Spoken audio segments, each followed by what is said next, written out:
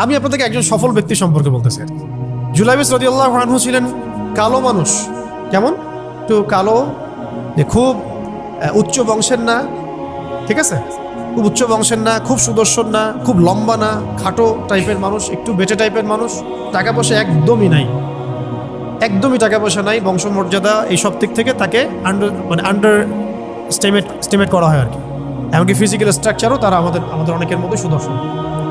তার অবস্থা কেমন? নবী সাল্লাল্লাহু আলাইহি ওয়াসাল্লামের সাহাবীরা অন্য হাদিস থেকে বলেছেন যে নবী সাল্লাল্লাহু আলাইহি ওয়াসাল্লাম মসজিদে যেতেন, মদিনায় মসজিদ নববীতে যেতেন, রাস্তার পাশে তিনি পড়ে থাকতেন।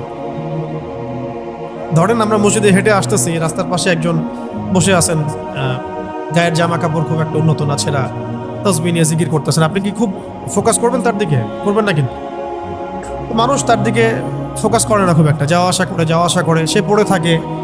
কেউ খাবার দিলে খায়, না দিলে খায় না। এইভাবেই তার দিন যাচ্ছে। কোথাকার ঘটনা এটা? মদিনায়, হিজরতের পরের ঘটনা। সাহাবীর নাম জুলাইবিস রাদিয়াল্লাহু আনহু। খুব উচ্চ বংশের না, অর্থবিত্ত নাই। বারবার বলছি, আমি রিপিট করতেছি কেন? বিকজ এটা আপনাদের সাথে অনেক অনেক মানে সাইকোলজিক্যালি মিলবে বিষয়টা অনেকের সাথে, এবং এটা আমাদের খুব ভালো করে জানাও দরকার আছে। একদিন নবী সাল্লাল্লাহু আলাইহি ওয়াসাল্লাম তাকে বললেন যাওয়ার সময়, হে জুলাইবিস, তুমি কি বিয়ে করবা? প্রশ্নটা কি? খুব মজার আলোচনা না এটা আমাদের কাছে, অনেকের কাছেই। হে জুলাইবিস, তুমি কি বিয়ে করবা না? প্রশ্নটা এরকম ছিল, হে জুলাইবিস, তুমি কি বিয়ে করবা না? উনি তো আকাশ থেকে পড়লেন, ইয়া রাসূলুল্লাহ, আমাকে কে বিয়ে করবে? আমার না আছে চেহারা সুরত, না আছে আমার বংশমর্যাদা, না অর্থবিত্ত, আমি কিভাবে বিয়ে করবো? কে মেয়ে দিবে আমাকে? কে আমাকে মেয়ে দিবে? তো ওদিন নবী সাল্লাল্লাহু আলাইহি ওয়াসাল্লাম চলে গেলেন, কিছু বললেন না। পরের দিন আবার বললেন, ইয়া জুলাইবিস, আলা তাতাযাওয়াজ, তুমি কি বিয়ে করবা না? একই উত্তর, ইয়া রাসূলুল্লাহ, আপনি গতকালকে এক কথা বললেন, আবার বলতেছেন বিয়ে করবো না, আমাকে কে বিয়ে করবে? তৃতীয় দিন নবী সাল্লাল্লাহু আলাইহি ওয়াসাল্লাম আবার বললেন, আলা তাতাযাওয়াজ ইয়া জুলাইবিস, তুমি কি বিয়ে করবে না হে জুলাইবিস? তিনি এবার বলছেন, আপনি কি আমার সাথে রসিকতা করতেছেন? আমাকে কে বিয়ে করবে? তো নবী সাল্লাল্লাহু আলাইহি ওয়াসাল্লাম বললেন যে অমুক আনসারী সাহাবীর বাসায় যাও। অমুক আনসারী সাহাবীর বাসায়, আনসারী সাহাবী কারা? যারা মুহাজির সাহাবীদেরকে আশ্রয় দিয়েছেন। অমুক আনসারী সাহাবীর বাসায় যাও, সেখানে একজন বিবাহযোগ্য নারী আছে, মেয়ে আছে, তাকে গিয়ে বলো যে আমি রাসূল সাল্লাল্লাহু আলাইহি ওয়াসাল্লামের পক্ষ থেকে আমার বিয়ের প্রস্তাব নিয়ে আসছি। তিনি গেলেন, যাওয়ার পরে বললেন যে আমাকে প্রস্তাব সহ পাঠানো হয়েছে। মেয়ের বাবা আর মায়ের রিয়াকশন ছিল অনেকটা সাধারণত যা হয় তেমন আর কি। তুমি বিয়ের প্রস্তাব নিয়ে আসছো, তুমি কি খাওয়াবা মেয়েকে? কোথায় রাখবা? তোমার তো নিজের কোনো থাকার জায়গা নাই। প্রশ্ন কিন্তু যৌক্তিক কি? আমি মেয়ের তো বাবা, আমিও তো এই প্রশ্নই করবো নাকি? প্রশ্ন করবেন না? আপনার মেয়ে থাকলে এভাবে প্রশ্ন করবেন তো আপনি। তারাও সেই প্রশ্ন করলেন, এমনকি এক পর্যায়ে রিফিউজ করে দেওয়া হলো, না এটা পসিবল। এই কথাগুলো, কনভারসেশনগুলো ভিতর থেকে শুনছিলেন সেই মেয়ে নিজেই, আনসারী সাহাবী, মদিনার আনসারী মেয়ে। মদিনার আনসারী মেয়েরা কিন্তু অনেক সুদর্শন তৎকালীন সময়কার, উচ্চ বংশের, সুদর্শন, খুবই ইলেমওয়ালা হতেন তারা, হিপস ক্ষমতা খুব থাকতো, খুবই জজবাওয়ালা, মানে জিহাদের মাঠে একদম যুদ্ধ করেছেন তারা, একদম নবী সাল্লাল্লাহু আলাইহি ওয়াসাল্লামের আশেপাশে ছিলেন। উহুদের সময় একজন আনসারী সাহাবী ছিলেন, মহিলা সাহাবী, উম্মে আমারা তীর ছুঁড়েছেন নবী সাল্লাল্লাহু আলাইহি ওয়াসাল্লামের পাশে।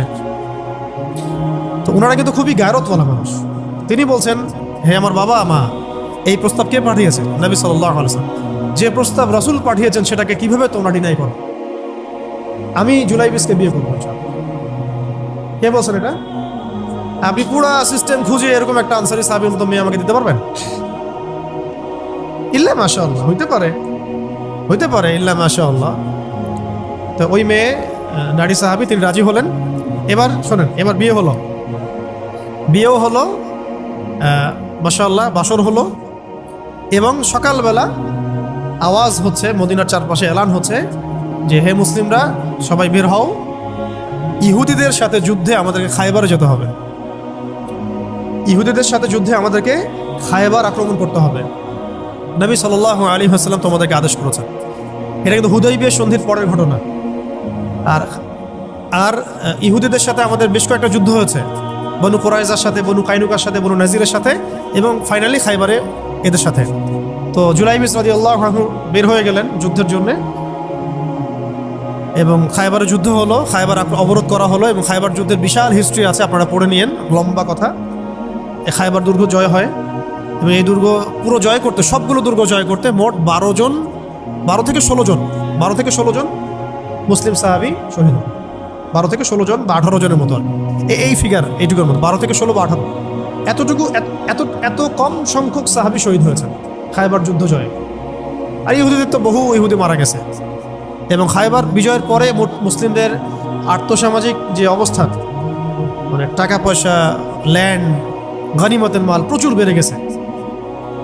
এখন নবী করিম সাল্লাল্লাহু আলাইহি ওয়াসাল্লাম শহীদদের লাশ তালাশ করছে, কোথায় কোথায় শহীদরা আছে, তাদের মানে কবরস্থ করার প্রসেসিং হবে। উহুদ যুদ্ধেও তো হয়েছে না, ওই রকমই প্রত্যেকটা যুদ্ধেই তো এটা হতো। লাশগুলো তালাশ করতে করতে করতে করতে করতে একটা কর্নারে গিয়ে তিনি দেখলেন সেখানে জুলাইবিস রাদিয়াল্লাহু আনহুর লাশ পড়ে আছে। কার? জুলাইবিস রাদিয়াল্লাহু আনহুর লাশ পড়ে আছে, যার ব্যাপারে আমি গল্পটা বলছি আর কি। এবং তার গায়ে অসংখ্য তরবারের দাগ, ক্ষতবিক্ষত অবস্থা, এবং তার আশেপাশে মোট 1 2 3 4 5 6 7 8 9 জন ইহুদির লাশ পড়ে আছে। ছোট সাহাবী, বলেছি আকৃতিতে ছোট, খুব উঁচু বংশের না, অর্থ সম্পদ কম, দেখতে সুন্দর না। গতকাল বিয়ে করেছেন, কেউ তাকে বিয়ে দিতে যাচ্ছিল না। তার এক পাশে কয়জন ইহুদির লাশ, তার পাশে মোট 9 জন ইহুদির লাশ পড়ে আছে, মাঝখানে তার লাশ ক্ষতবিক্ষত অবস্থায়। এই অংশটুকু আপনারা পড়ে নিয়েন, পড়লে আরো ভালো ফিল করবেন, একা একা পড়লে আরো ভালো ফিল করবেন। নবী সাল্লাল্লাহু আলাইহি ওয়াসাল্লাম নিজে তার কাছে গেলেন। হাদিসের মধ্যে আসছে, সিরাতের কিতাবের মধ্যে আসছে, নবী সাল্লাল্লাহু আলাইহি ওয়াসাল্লাম নিজে তার কাছে গেলেন। যাওয়ার পরে তার যে মাথা, সেই মাথার পাশে নবী সাল্লাল্লাহু আলাইহি ওয়াসাল্লাম বসলেন। বসার পরে নিজের হাতে জুলাইবিস রাদিয়াল্লাহু আনহুর চেহারা থেকে এরকম করে ধুলাবালিগুলো সরানো, নবী সাল্লাল্লাহু আলাইহি ওয়াসাল্লাম তার গা থেকে রক্তগুলো আমাদের নবী সাল্লাল্লাহু আলাইহি ওয়াসাল্লাম মুছলেন, আদর করলেন, চুলগুলো ঝাড়লেন। দৃশ্যটা চিন্তা করেন, তার চুলগুলো তিনি ঝাড়তেছেন, চেহারা থেকে রক্তগুলো মুছতেছেন। কে? নবী সাল্লাল্লাহু আলাইহি ওয়াসাল্লাম তার চেহারা ধুলাবালিগুলো মুছতেছেন। নিজের এই পায়ের মধ্যে, উরুর মধ্যে তার মাথাটাকে নিয়ে এসে রাখলেন নবী সাল্লাল্লাহু আলাইহি ওয়াসাল্লাম। রাখার পর এইভাবে আদর করতেছেন। আর এরপর উপরের দিকে তাকালেন, তার জন্য তো দোয়া করলেন, উপরের দিকে তাকালেন, তাকে চোখ নামায় নিলেন। সাহাবা কেরাম তো আশেপাশে আছেন অনেকেই, বললেন যে ইয়া রাসূলুল্লাহ, আপনি এমনটা কেন করলেন, চোখ নামায় নিলেন কেন? তখন তিনি বললেন যে আমি দেখলাম যে জান্নাতের হুরদের মধ্যে অসংখ্য হুর ছুটে আসতেছে, কে জুলাইবিসকে আগে বরণ করবে তার জন্য।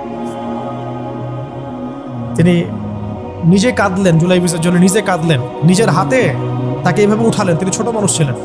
এরপর 2 হাত দিয়ে তাকে উঠায় নিজের হাতে তাকে দাফন করলেন। দাফন করার পর তিনি বললেন, ইয়া জুলাইবিস, হে জুলাইবিস, আনতা মিন্নি ওয়া আনা মিনক, তুমি আমার অংশ, আমি তোমার। হে জুলাইবিস, তুমি আমার, আমি তোমার। হে জুলাইবিস, তুমি আমার, আমি তোমার। এই কথাটা বললেন কে? নবী সাল্লাল্লাহু আলাইহি ওয়াসাল্লাম। কারণ আপনাদেরকে আমি সাফল্যের মানদণ্ড কিভাবে বোঝাবো, এর বাইরে কোনো ভাষা নেই আমার কাছে। সাফল্য বলতে কি বোঝান? এই সিস্টেম সাফল্য বলতে কি বোঝায়? এই ওয়ার্ল্ড অর্ডারটা সাফল্য বলতে কি বোঝায়? এই বস্তুবাদী জগৎটা আমাদেরকে সাফল্য বলতে আসলে কি বোঝায়? সাফল্য বলতে বোঝাচ্ছে ইমান। সাফল্য হলো ইমান, বিশুদ্ধ আকীদা, বিশুদ্ধ আমল, আল্লাহর আনুগত্য, রাসূলের আনুগত্য, দুনিয়ার জীবনে মুসাফিরের মতো থাকা, যতটুকু প্রয়োজন ততটুকু সন্তুষ্ট থাকা, একজন নেককার স্ত্রী, সুসন্তান সন্ততি, আদর্শ একটা পরিবার, হালাল একটা রিজিক, বাস। ইসলামের জন্য দাওয়াত, তাবলীগ, মেহনত, দিন প্রতিষ্ঠার চেষ্টা, প্রয়োজন জিহাদ, প্রয়োজন শাহাদাত। আর কি আছে সাফল্য বলতে? এরকম সাহাবী একজন নয়, কিন্তু এক একজন সাহাবী সম্পর্কে এক একটা করে কথা বলা যাবে। হানজালা রাদিয়াল্লাহু আনহুর নাম শুনছেন? হানজালা রাদিয়াল্লাহু আনহু, তিনিও বিয়ে করেছেন একদিন। তার পরের দিন সকালে উহুদের যুদ্ধে গিয়েছেন। 70টা আঘাত সহ্য করেছেন, বলা হচ্ছে কিতাবের মধ্যে 70-80টা আঘাত তার দেহে ছিল। শহীদ হয়েছেন।